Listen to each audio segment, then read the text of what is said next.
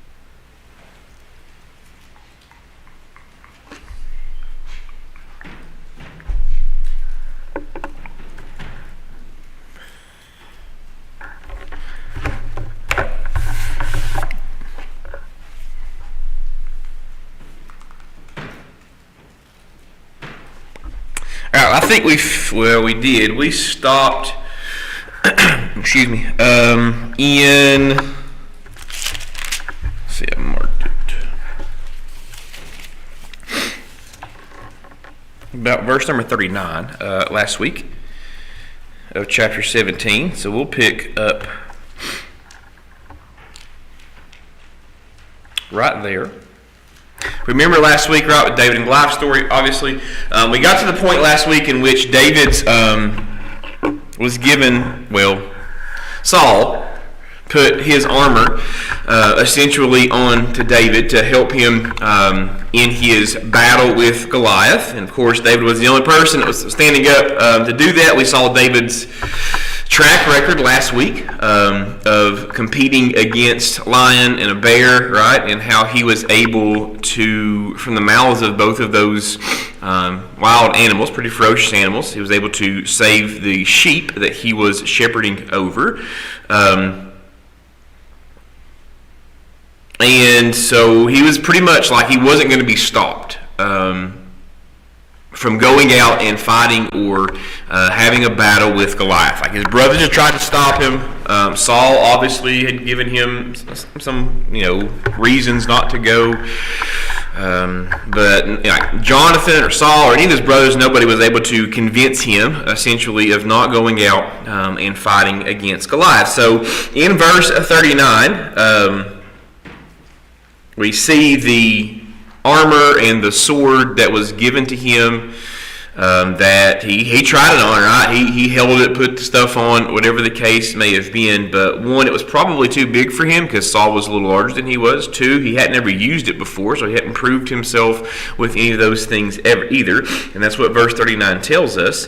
And eventually, at the end, the back half of verse 39, it says that David said unto Saul, I cannot go with these, for I have not proved them. And David took them off, put them off of him. So we'll pick up there in verse number 40 and finish up this chapter on this battle with Goliath. And he took his staff in his hand and chose him 5 smooth stones out of the brook and put them in a shepherd's bag, which he had, even in a scrip, and his sling was in his hand, and he drew near to the Philistine. And the Philistine came on and drew near unto David, and the man that bare the shield went before him. And when the Philistine looked about and saw David, he disdained him, for he was a youth and ruddy and of fair countenance. And the Philistine said unto David, Am I a dog, that thou comest to me with staves? And the Philistine cursed David by his gods. Right? So David now, we get to the point where he's done this armor's not going to work. He goes on down, out, grabs his shepherd's staff. Of course, he's always going to have with him. He's got his little bag, little pouch that he keeps on him as well. And of course, within the pouch or on him somewhere has the sling that he has used probably multiple times as well as he has grown over. Now, I know we're probably well aware of this, but this is not like a traditional, what we would think, slingshot, which you would pull back and shoot with like the rubber. That's not what this would have been. One, they probably didn't have rubber to make those types of slingshots in this day and age.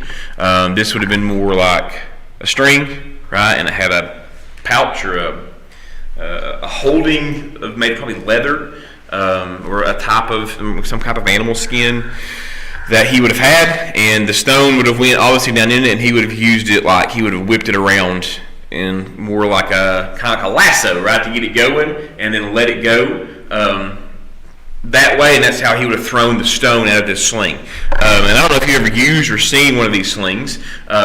They are much harder to use than what we would call a traditional pullback sling. This would have taken. This was not the sling that he was about to use. Was not something that you would have just picked up and been able to. Like if I brought one in here and handed you one, I don't know that any of us would probably been able to do it. Maybe even get the stone out, let alone be able to throw it at something. It was taking quite a bit of practice, right? This was something that they would have used a lot.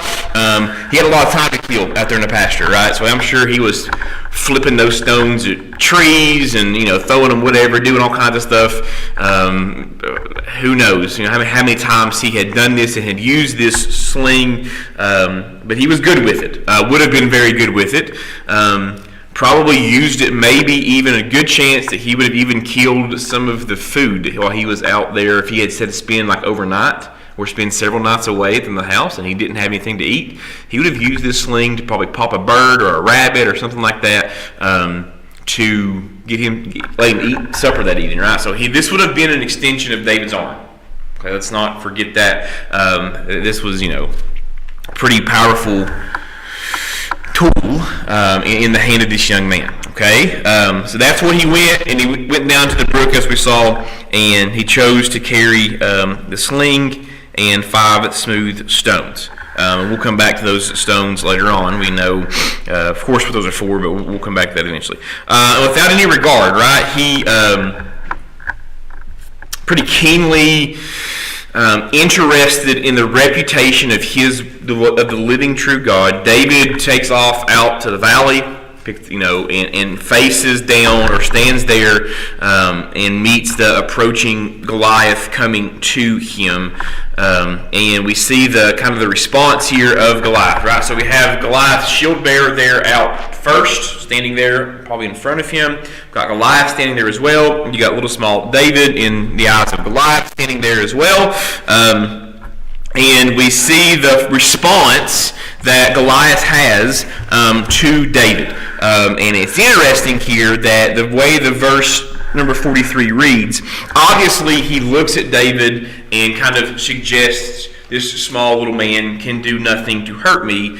But it's interesting is that the Philistine cursed David by his gods, right? The phrase there, by his gods. And essentially what Goliath does here and is going to do is not just so much is he kind of laughing at or ridiculing David, he's ridiculing David's God. And probably said, we didn't get all of the language that's probably here, but I'm sure that at some point he probably has mentioned that his gods were greater than David's God and all these different things because this has been 40 days now, right? 80 times he's done this and nobody's done anything to kind of thwart this in whatsoever. So Goliath felt as if his gods, and matter of fact, Goliath probably felt himself a bit of a god and godlike because one of his stature and 2 of the people that he was able to destroy and kill, that he was essentially indestructible. And he says, right, I'm a dog, right? You're coming at me with staves. You're coming out here with a stick.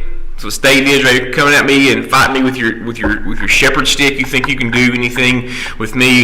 You beat old dog down with that stick, right? Kind of get it the wild dog or a dog that's not listening. I'm going to use that. And this is the language that he's kind of essentially saying here, David. You don't have the stuff to fight me. You don't have the means to fight me. You aren't big enough to fight me.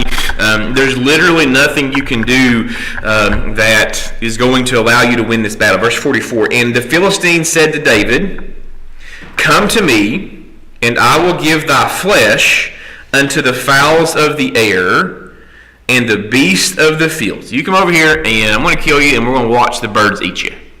Right? We're going to let the wild animals come out and just eat your body. Then said David to the Philistine, right? Pretty famous words here that we know very well. "Thou comest to me with sword and with spear and with shield. But I come to thee in the name of the Lord of hosts and the God of the armies of Israel, whom thou hast defied." This day will the Lord deliver thee into mine hand, and I will smite thee, and take thine head from thee, and I'm going to give the carcass of the host of the Philistines this day unto the fowls of the air, and to the wild beasts of the earth, and all the earth may know that there is a God in Israel. And all this assembly shall know that the Lord saveth not the sword and the spear, for the battle is the Lord's, and he will give it unto our hands. And it came to pass that when the Philistine arose and came and drew nigh to meet David, that David hastened and ran toward the army to meet the Philistine. And David put his hand in the bag and took thence a stone and slang it and smote the Philistine in the forehead, that the stone sunk into his forehead, and he fell upon the face of the earth. All right. So we have this exchange between David and Goliath. And he's essentially shouting at David and telling him that there's nothing that he can do. And David obviously responds here in verse 47 by telling Goliath essentially he tells him what's going to happen, right? He listens to Goliath's spiel. He listens to Goliath's disdain to the one true God. And David retorts with, no, you're actually going to be the one that's going to die. The Lord is going to give me this victory. The battle is the Lord's. Your body is the one that's going to be eaten by wild birds and wild animals. And he specifically tells him here, right, in verse number 48 or 47, that I'm going to take your head. Verse 46, sorry. I'm going to smite thee, and I'm going to take thine head from thee. Now, it's kind of interesting here to see the confidence that David kind of exhibits in this situation. Everybody else has been scared for 40 days, right? David not only has essentially nothing to fight this guy, right? No true weaponry. He listens to him and the big booming voice I'm sure that Goliath had, and there's never a moment here in which we see David even blink, right? There's never a moment in which we see David even kind of reconsider anything at all. He listens to Goliath talk, and then he tells him, no, you're going to be the one that's going to die. I'm going to take your head, and the birds are going to eat your body, and the wild beasts are going to eat your body. And we see David in verse 48, right? I think this is one of the coolest parts of this whole story. It's not that he hits him in the head with a stone. That's obviously awesome. But we see David. We know, right? We set the scene here. Goliath in the fields, David in the valley, armies on the side, armies up, probably all lined up, in their formations. The Israelites probably not. They're probably just kind of out, standing there like watching, expecting to watch David to die, right? So the Philistines are there. They're lined up, full regalia, in their different stuff, and there's a whole bunch of them. And you've got the Israelites on this side who are just kind of maybe peeking around the tents or looking over each other or whatever they were doing. And verse 48 tells us that when the Philistine arose, which either he got off of, stood up, or we don't know exactly what this was kind of going on here. What I think probably happened right now, this is 100% Atlanteism. This is just how I see this in my mind, that the shield bearer was there, and Goliath is so tall that he maybe even kind of went down on a knee to kind of talk to David. To kind of get, maybe not so much on his level, but just to kind of let David know how much bigger he is than this. Okay? Maybe he sat down and set crisscross applesauce to make David feel, I don't know exactly what happened here. Okay? In my mind, David is here and Goliath kind of takes a knee, right? To show even on a knee, he's a whole lot taller than David. And he kind of gives him this spiel about how he's going to kill him. And then David responds, and then we see Goliath getting up, right? It says, the Philistine arose and came and drew nigh to meet David. So he either gets up, starts walking towards him. I'm sure what I think, again, Lanceism, saunters over very slowly, probably looking back at his people and letting everybody know, probably popping his chest a little bit, right? Acting like he's doing whatever, walking over, just going to think, in his mind, just strike David and kill him. So he's sauntering over in verse 48, and we see little David over here. If you got to think about what David is visualizing as he's standing there, right? That's how I kind of, what does David see as he's standing there? He sees Goliath stand up, right? And David probably like looks, right, as he gets up, because he's way up in the air. He's probably 4.5, 5 feet taller than David is at this point. And behind this, with the sun shining, is this huge army at the ready. Swords there, spears there, horses snarling, ready, chomping at the bit, ready to take off to take over the rest of the Israelites. That's what David sees. And Goliath walking to him, probably pulling a sword out, right? Maybe starting to, or maybe has it in his hand. And we specifically see in verse 48 that what does David do? What does verse 48 say? And then David hastened, which means quickly, and did what? Ran right towards him. Right? Ran, took off and running right towards Goliath and this whole army that's standing behind him. And in the process of him running towards Goliath, I'm sure Goliath probably had a grin, right? Probably thinking, what's this kid doing? In the process of him running to him, we see verse 49, he takes a stone, puts it in a sling. If I had Moxie up here, she'd be wanting to sing. And around and around and around and around the sling went, right? And he pitches this stone, and he does it with such precision that it sinks into the forehead, and Goliath falls on his face. Okay, now there was a day and time when I was studying this, I did some of the calculus that would have, I did some of the math that would have needed for a stone the size of David's hand to arc through the air while he was running, and the speed that it would have taken to crush into Goliath's forehead, because it would have taken some force, enough to pierce his skin, bust the front part of the skull, reach his brain to kill him. That's what would have happened here, right? If I was to stand here and to throw something at Pastor Rob and hit him right in the forehead, even if it was a rock, probably just going to bounce off. Hardest part of your body is where? Right here. Okay, right, the crown of your head is the hardest part of your body. Okay, and for David to get, and I had to assume some things, right? Because I don't know how far they were apart. Brain, that it was a kill shot. I don't think in any mathematical equation I could come up with that David is physically possible able to do it. There's a little bit, maybe he could have, right? But the chances of him generating that much force on the run, to throw that thing, it was like in the billions. And then even then, that was assuming that they were a lot closer than they probably were.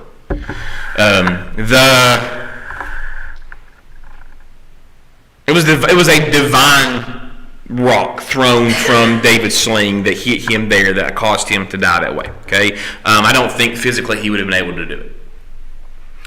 And we see that it hit him, one shot, one kill, and he fell upon his face on the earth. Now, when we went up a couple of years ago to watch the Sight and Sound David, the way in which they had the Goliath fall was interesting.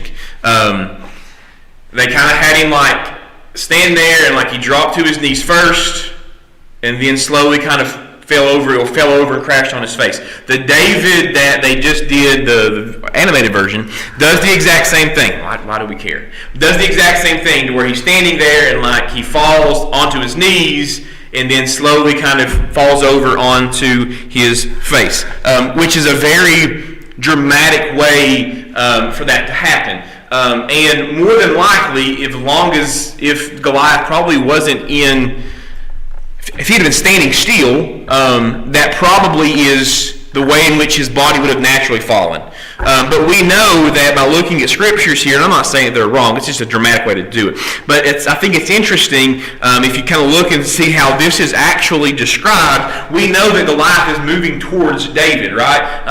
And that this stone didn't have enough momentum to stop his body, but it did have enough force to kill him. So see, again, I'm giving you a bit of a Lanciism, but just by the way this is read, I think that when Goliath went to take the next step, that he was dead before anything happened, and he fell straight over like a tree and landed with a thud.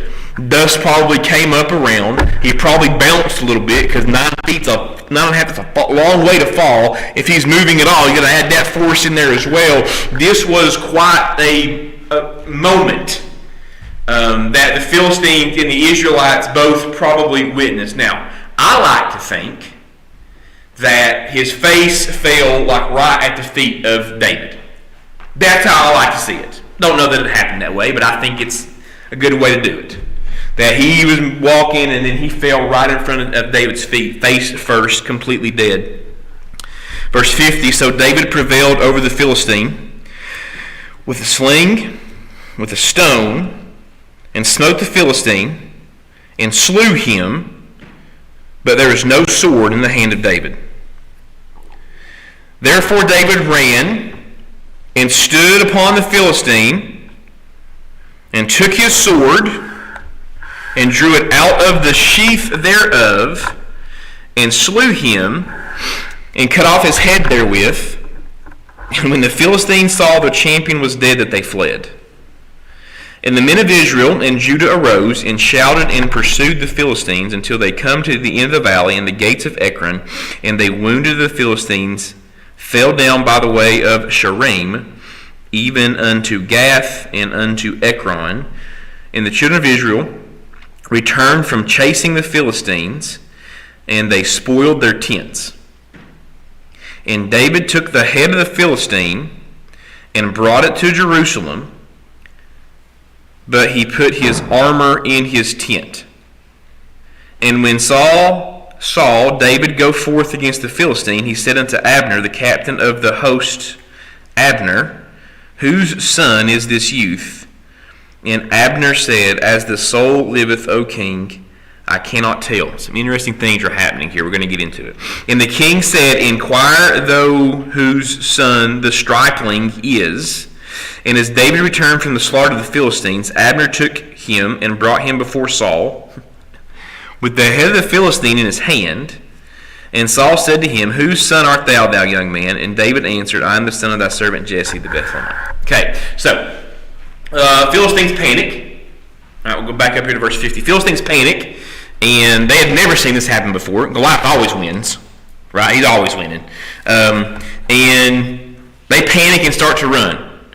And you notice that the Israelites and the army of Saul, like, they eventually show up to chase them, but it takes them, from my reading, it takes them a little while. There's some time here that happens where David walks up, grabs the sword, cuts the head of Goliath off, holds up the head. The Philistines start to get worried, and then, like, we see this Israelites coming and running. We don't see them very close to David at all. It takes them a while to get from where they're at to chase the Philistines, even realize what's going on. Because, like, these guys probably didn't have their swords with them. They didn't have anything ready to go to fight. They were all standing there expecting to watch a funeral take place. 100%. They were all expecting to watch David die. So they see the Philistine, see Goliath, see David holding the head up, right? You're probably thinking of running to the tents and grabbing swords and putting on whatever and trying to get after them because they realize what has just taken place. The Philistines are in a panic. They turn and run away, and we see that verse 51, they slew them and chased them all the way down to Ekron. They wounded the Philistines all the way down back to Gath. And after they had done that, they returned from chasing after the Philistines, and they spoiled their tents. And David took the head of the Philistine and brought it to Jerusalem,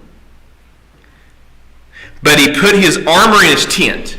So verse 54, did David have any armor on when he went to fight Goliath? We know that he did not. So in verse, excuse me, In verse 54, what does he do? What armor then is he taking and putting into his tent? That's the only thing that makes sense, right? It's the only thing that makes sense. We know he wasn't wearing any armor. We know that the battle has ensued. The Philistines have been defeated for the most part, or the battle has been defeated. He has not only has he taken off the head of Goliath, but he's also apparently, according to verse 54, brought the armor that he had from Goliath and brought it into his tent. Now we know that this armor weighed a ton and was probably worth loads of money, right? It was made of shekels and all this stuff, right? So he was, while the Israelites were destroyed, it's the only thing that makes any sense, right? While the Israelites are fighting the Philistines, David is there and he is taking the armor off of Goliath. Now, why do you think David's taking the armor off of Goliath for? For what? For a trophy? Okay. What may be some other reasons that he would do that? Anybody have any guesses? Why he would take the time to? It would have been hard work to remove that from his body. Why would he have done that for? Anybody?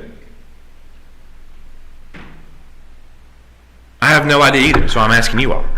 All right, what's the point of this? There's a reason it's included in here.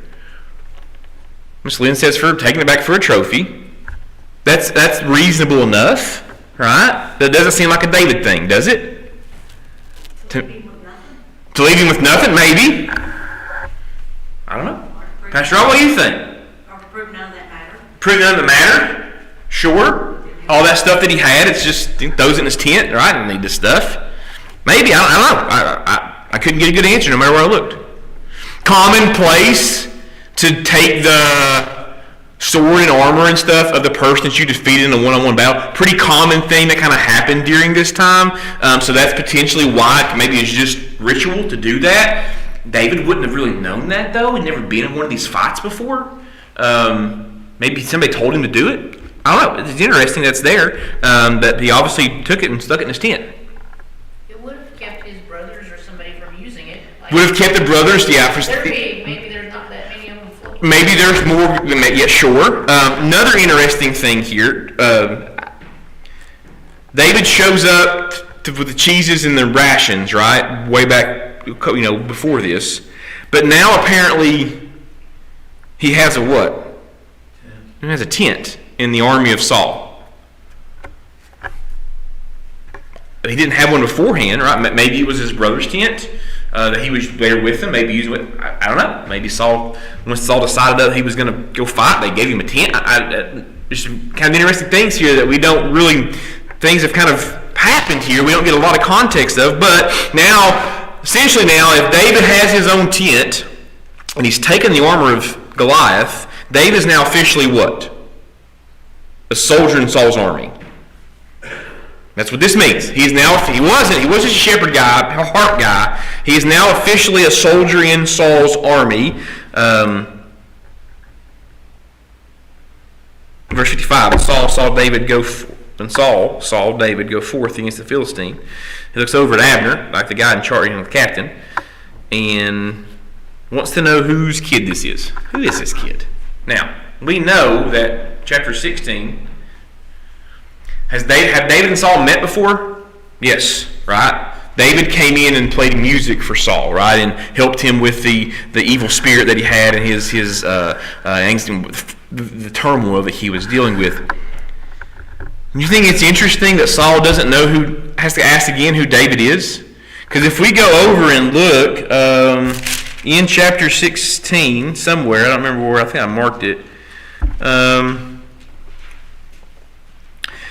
Verse 21 of chapter 16, and David came to Saul and stood before him, and he loved him greatly, and he became his armor bearer. And Saul said to Jesse, saying, let David, I pray thee, stand before me, for he hath found favor in my sight. Now, it's weird, right? It's a weird thing that's happening here, right? Because we know that Saul has met David's dad. and had a pretty intimate conversation with him about David because Saul loved David so much. Now, we don't know the exact amount of time that has passed between chapters 16 and 17.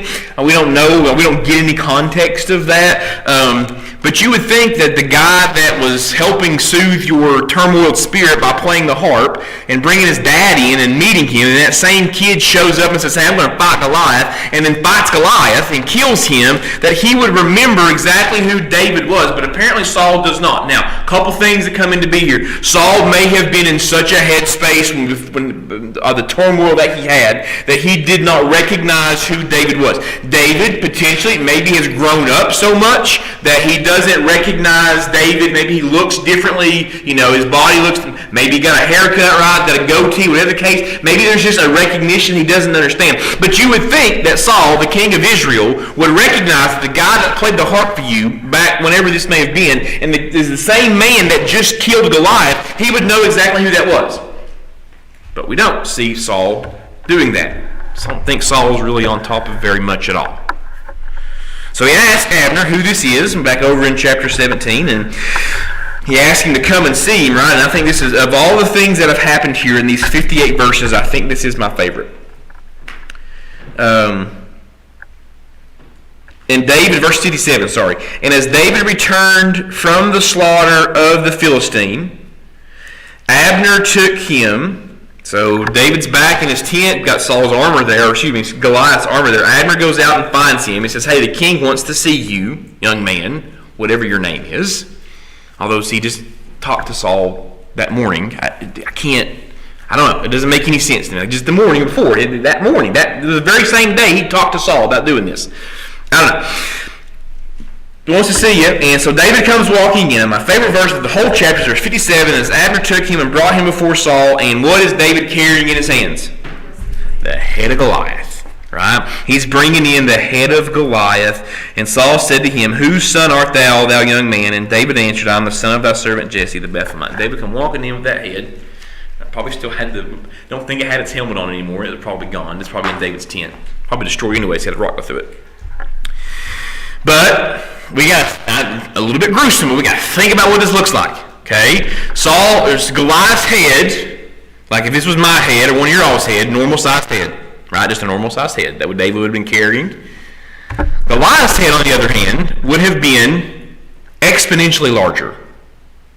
It would just by sheer force of the mass of the body, it had to have been bigger. He couldn't have had a regular human-sized head. It would have to have been much larger. More than likely, everything that I've looked at, 1.75 to 2 times larger his head would have been than a normal man. Okay? So, to put it into context, if we want to say that a normal head is the size of a basketball, maybe a little smaller. Some of you guys got big heads, so we'll say the size of the basketball or really a soccer ball. This would have been the size of a beach ball. That's the context of it. Okay? So David's carrying his head in, probably not with one hand, probably with two. Head got it, probably the stone still stuck in there. Probably still dripping a little bit of blood. Right? Not to be gruesome, this is what this looks like. And he carts this head in, mouth probably hung open, maybe one eye open, one eye closed. There are probably 2 different colored eyes anyways because the Nephilim eye, we won't get into that. But so he probably brings this thing in and I think throws it down right on the table. And Saul's, and it rattles, and the plate, you can imagine, right? The plates pop up or whatever, and it's just looking, the head is there, and Saul sees it. And Saul looks at him and is like, who are you? Right, that's what he asks here, right? That's what he asks without asking. Whose son art thou, thou young man? Who are you? Now, that's kind of the vibe I get here from Saul. Where'd you come from? Like, who's your dad? Who are you? And David answered, I am the son of thy servant Jesse the Bethlehemite. Click that, Chad. The inquiry here that, go ahead one more time, sorry. I'd like to get up to, there should be another background. Maybe he didn't recognize David, as we've mentioned. because David's service in Saul's court had been intermittent, and David had probably matured since his last appearance had been in the court of Saul. That's the record back to this precious description on why he didn't recognize him. But we see here that because of David's obedience, and I know we spent 2 Sundays on this chapter, and I apologize, but this is such an important moment in history here for the Israelites, and for just kind of how things begin to kind of trickle down from this. We see that David knew God. He had learned that while he was shepherding the sheep out there, right? Not a fun task, right? Being the shepherd kid out there taking care of the dumb sheep, right? Pastor Rob, sheep are inherently dumb. Having to kind of take care of them, that wouldn't have been a fun task, right? It would have been work. Out in the hot, they stink, right? Making sure they're okay, things are happening. But he learned about God while he was shepherding there because he had a concern for his sheep, right? David took his job very seriously. Everybody else didn't want that job. David had, or if it's, whatever it is, right? Whatever job God has for you, the thing that you're doing, you got to make sure you treat it with the utmost respect and do it to the very best of your ability, because God has blessed you with the ability to do that and found it important that you're there at that time. David felt that way. He learned that way. He was taking care of the sheep, right? And through that work, right, he learned to faithfully trust God. First day he was on the job with the sheep wasn't the first day the lion showed up. No, it wasn't. It was some time when the lion showed up, when the bear showed up. But because David had consistently, through his work and through the job that he was doing and the life that he was living, was consistently trusting in God, when the first big adversary came up, when the first big pushback against him that threatened his trust and obedience to God, when the first moment showed up where he might cower away, he had been faithful every day consecutively, even on the kind of boring days, that when the non-boring, really tough days showed up, he knew he could still trust God. And when he trusted God, the lion died, the bear died, the sheep were taken care of. Right? And in that every little day, little job that he was doing, that consistent faithfulness and trusting and obedience being God, he began to get a backlog of things that have happened that he could refer to when he trusted God and God had taken care of him. And then he went through more just, monotonous days, and still treated those sheep with the utmost care, and still took his job with the utmost care and sincerity, and eventually he showed up in Saul's court, and he played the harp for him, and he did that to the best of his ability, and God was faithful to him because he trusted in God. And it all kind of leads to this coming to age moment of David, where now he has this whole backlog of things that have happened to him that have been difficult, but God has brought him through them because he trusted God. And the evidence shows up in the most powerful way when he shows up and he sees Goliath.